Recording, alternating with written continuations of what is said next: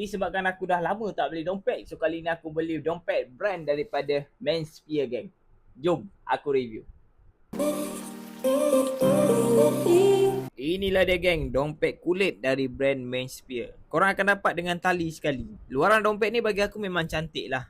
Ada dua warna, warna koko dan warna hitam. Macam korang boleh tengok, pada aku ni adalah warna hitam. Kualiti kulit dia pun cantik, jahitan dia pun kemas. Bila aku pegang pun terasa lembut je. Dari segi kualiti zip pula, memang smooth je. Dari segi berat pula cuma 134 gram je. So memang ringan lah kan. Dari segi panjang dan lebar pula, satu jengkal panjang, lebar dalam satu jari lah. So tak adalah panjang sangat kan. Sebelah dalam pula bagi aku ada banyak part boleh isi. Bahagian ni korang boleh isi banyak kad. Memang kenalah kalau korang ada banyak kad kan.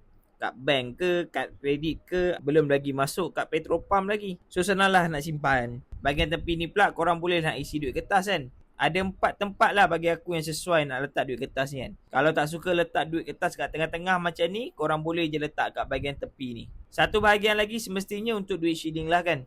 Tak macam dompet yang kecil. Kalau korang masukkan shilling memang cepat lah rosak dompet tu.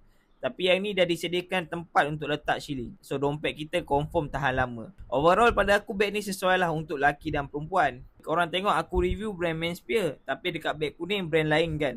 Aku pun tak tahulah kenapa seller tak letak gambar brand Mansphere. Tapi korang jangan risaulah. Korang akan dapat dompet sama macam aku punya ni. Pada korang yang tak suka lipat duit bila nak simpan, aku memang syorekan dompet ni. Macam mana nak beli, aku dah sediakan link dekat bawah.